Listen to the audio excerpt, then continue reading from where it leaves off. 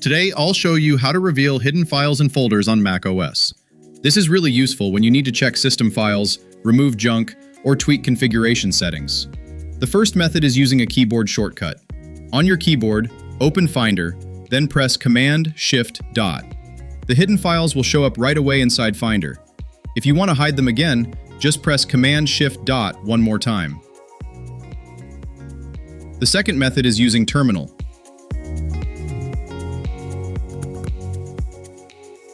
Open the Terminal app and type this command. I'll also leave it in the video description.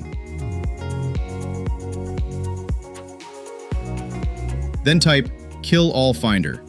Finder will restart and you'll see all the hidden files appear. If you want to hide them again, use the same command but change True to False. Then restart Finder. And that's it.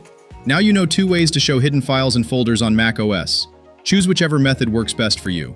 If this video was helpful, don't forget to hit like and subscribe for more tutorials here on Easy Tech Steps.